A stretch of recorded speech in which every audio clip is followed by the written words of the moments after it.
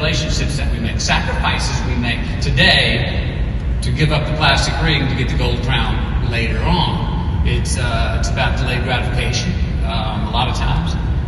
It's not always about delayed gratification. Sometimes it's about having your cake and eating it too, and saying, no, I want to have the pleasure right now. And this pleasure, whatever it costs me, will be worth it tomorrow. A red light in life, crisis, major problem, disease, death even. We don't like red lights. Yellow lights, introspection.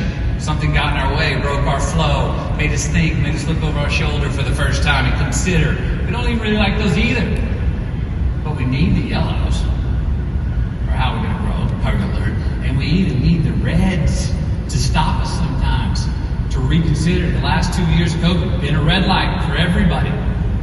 Call it a great resignation. That's the red light part of it. But when we start to consider, as we're talking now, wait a minute, how is it a reset?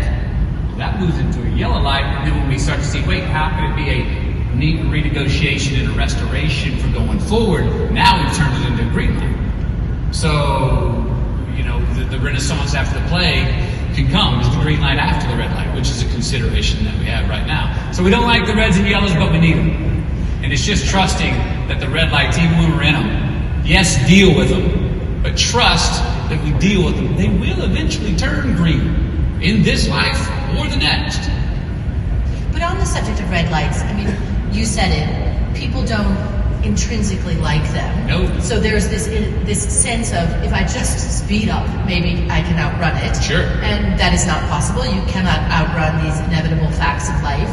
And, you know, you talked in your book about the moment in your career where you said, I'd done a lot of these romantic comedies, I was considered successful, you were making good money doing it, but the moment where you said, no, I'm not going to do this, and I'm sure that was super scary. Really scary. So, you know, just because of that human desire to just speed through the red light, and that's a moment where you just said, I'm going to stop and stay at this red light.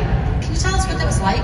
Well, I was catching green lights at that time. I was in the left lane of all rom-com male actors at the time. That was my lane. I owned it. It paid well. I had a good time, and I was first on the list to get cast, and I enjoyed them. But my life at the time became more vital than the roles I was playing. Camille and I had our first child. Never do you feel more alive than that, right? If you have your first child. I was having more joy, more fear, more pain, more tears, just feeling all of life. But yet when I went to work, rom-coms are built to be sort of buoyant. The sort of threshold for the emotions are right. You have to bounce along the clouds, you don't dive deep into humanity in a rom-com where you sink the ship. They're not built for that. Right. But my life was very vital. So I was losing sleep at night, going, well, why doesn't I wish my work could challenge me like my life is challenging me. Wish I could have an experience of growth in my work. So I said, I want to start doing some dramas. That's where those come from. And all those dramas I wanted to do, every studio in Hollywood said, oh, Mr. McConaughey, you stay in your lane, sir. Rom-coms. So I was like, I'll take an 85% pay cut. Oh, no thank you. Would not cast me in anything, no matter how much of a pay cut I want. So when I couldn't do what I wanted to do, I said, I guess I got to stop doing what I'm doing. Now I'm thinking in my mind, I may have just written a one-way ticket out of Hollywood without a return flight. I didn't know. But I had long talks with my wife. I bent many a knee in prayer and meditation and talking to mentors of mine. And what I knew inside was, you won't know unless you find out. And it was true for me that that's something I needed to do, and I needed to find out. I didn't know how long the journey would be until I found out. It went on for almost 2 years without Did you come close to buckling?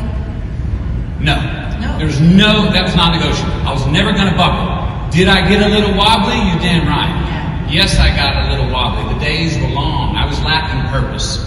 I was lacking a sense of significance, of accomplishment, of work. I loved doing that kind of, I loved being an actor and creating, and I had none of it. And what I fortunately had is I had a newborn son to help me look over there and go, well, if you deal with that, you're always going to be in the black. You're always in the assets. You just focus. say, no, we said we committed to this, you're going to stick to it, and I did. And I remember many calls to my agent. Anybody call Jim? Says, McConaughey, I haven't heard your name in 3 weeks. Not even heard my name. So I'm starting to think, I've got to find another vocation. Coach, football, wildlife guide, I don't know. And as I started to consider those in earnest, one day the phone rang 2 years later. And it was an offer for